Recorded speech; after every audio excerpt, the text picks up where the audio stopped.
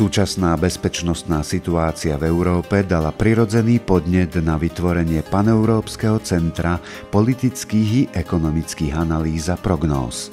Skratka PANAB má byť akýmsi mostom medzi svetom politiky, vedy a ekonomiky s cieľom vytvorenia doktríny bezpečnej Európy od Atlantiku až po Ural.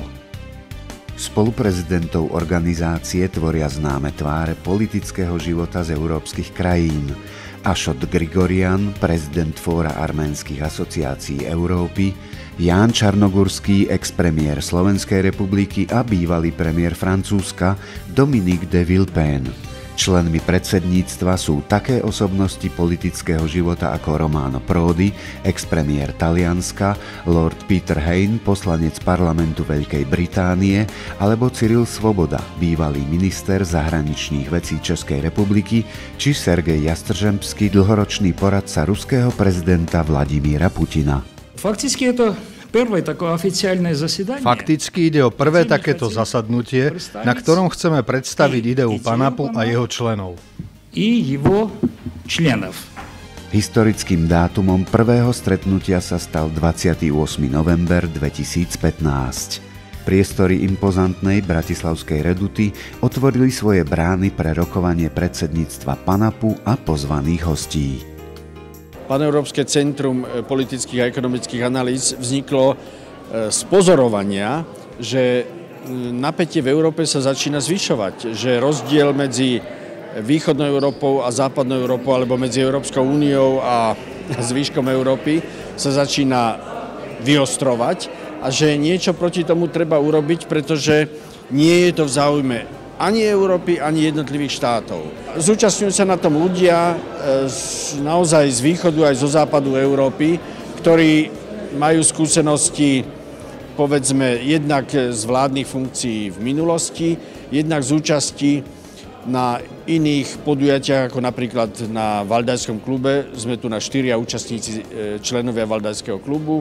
A toto všetko chceme priniesť, dať dokopy, aby vznikli myšlienky, ktoré budeme vysielať von a dúfame, že sa uchytia.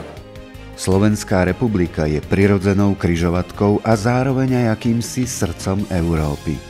Poloha štátu je v geografickom strede a dáva predpoklady na stretnutia i riešenia bezpečnostnej architektúry.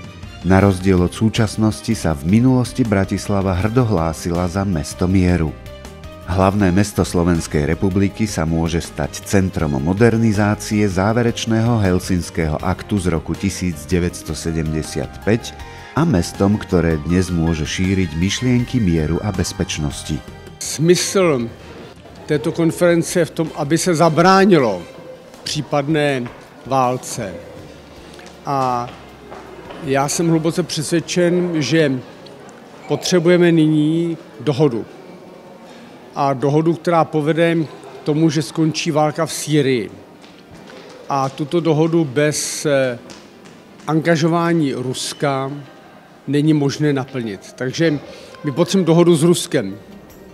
Dále potřebujeme, aby Evropa držela pohromadě a aby především zastavila migraci. Teprve potom se dají řešit další vnitřní problémy. A naše konference, která hledá cestu dorozumění se zeměmi bývalého Sovětského svazu a to je mimořádně dobré. Tento stav, ktorý prežívame v Európe, je možno jednou z najväčších výziev pre kresťanstvo v Európe. Čiže ja si myslím, že okrem tých konfrontácií mocenských, že tu prichádza k obrovskej výzve a by som povedal akejsi možnosti nejaké regenerácie kresťanskej Európy, ktorá sa dostala na vrchol civilizácie.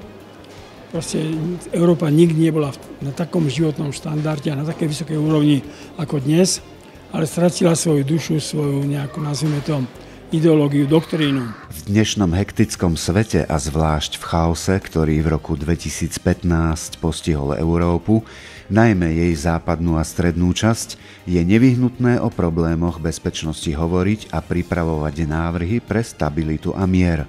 K cieľom organizácie by mali pristúpiť a spolupracovať aj jednotlivé vlády a parlamenty európskych krajín. 40 лет тому назад это была другая Европа.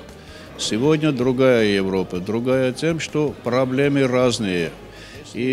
Pred 40 rokmi to bola druhá Európa. Dnes je iná, pretože problémy v súčasnosti sú rôzne. Keď v Európskej únii je napríklad Bulharsko, Rumunsko alebo Francúzsko či Nemecko, prečo tam nie je Bielorusko, Ukrajina, Rusko alebo Arménsko? Oni sú tiež predsa v Európe. Teraz máme nádej, že PANAP môže v zmysle svojej koncepcie začať akési turné. Treba všetkých priviesť za okrúhly stôl a začať dialog. Chceme povedať naše názory. Európska cesta vpred znamená dialog, ktorý bude mať riešenia za bezpečnú Európu. Некоторые могут быть не согласны, но путь Европы – это диалог. Это совместный диалог, который приведет к совместным решениям и общей безопасности Европы. Že v Európe chaos, to je dôsledkom toho, že Európa a mnohí politici, podľa mojej mienky, a hovorím to úprimne, sa odklonili od základných hodnôt, podľa ktorých tradične európske národy, európske spoločenstva žili a nahrádzajú teraz, alebo snažia sa nahradiť tradičné hodnoty, doslova niekedy, odpuste mi za výraz, stáraním, ktoré je síce ľúbivé, ale jednoducho nefunguje. A myslím si, že jediná cesta k záchrane je návrat k tradičným hodnotám. Ja si myslím, že každý, kto sa zamyslí nad tým, ako naša generácia vyrastala a podľa akých hodnôt žila, vie, o čom hovorím. A takisto si myslím, že boli vychovávaní aj ľudia v iných spoločenských zriadeniach, v iných režimoch. Čiže to, čo potrebujeme naozaj, vrátiť sa k tradičným hodnotám, pretože tie fungovali bez ohľadu na spoločenské režimy a na ambície politikov. Paneurópske centrum politických a ekonomických analýz a prognóz má svoju politickú, hospodársku a vedeckú radu. V jednotlivých odborných zoskupeniach budú pracovať známe osobnosti nielen domáceho, ale aj zahraničného, spoločenského a politického života. Situácia vo svete sa neuveriteľne skomplikovala a ja si myslím, že nikdy nie je dosť rôznych iniciatív, ktoré sa budú snažiť podporiť, pomenovať problémy, navrhnúť riešenia a podporiť riešenia a oslovovať zodpovedné organizácie tak na národnej ako aj medzinárodnej európskej úrovni. Je to veľmi dobrý počin, uvidíme, ako sa podarí zhostiť úlohy, ktoré si dal PANAP do vienka. Okrem spomínaných aktivít je plánovaná aj realizácia analýz pre potreby súkromných organizácií alebo štátu a jeho príslušných inštitúcií. Ak to bude potrebné, PANAP je pripravený poskytnúť svoje odporúčania aj pri riešení konkrétneho problému. Predsedníctvo PANAPu do budúcnosti plánuje usporiadať sympózia, semináre a rôzne podujatia, ktorých hlavnou témou bude zabezpečenie šírenia ideológie spoločnej bezpečnej Európy.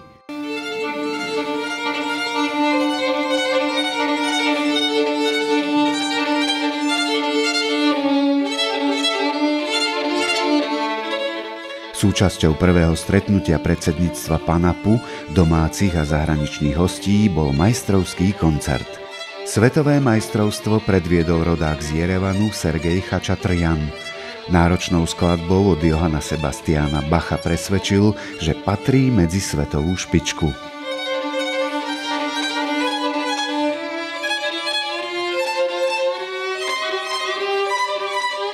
Do vydareného podujatia prispeli aj arménske umelkyne koncertná majsterka Lucina Chačatrjan, pôsobiaca v Nemecku, a známa mezosopránistka Stella Grigorian, ktorá účinkuje na viacerých európskych scénach.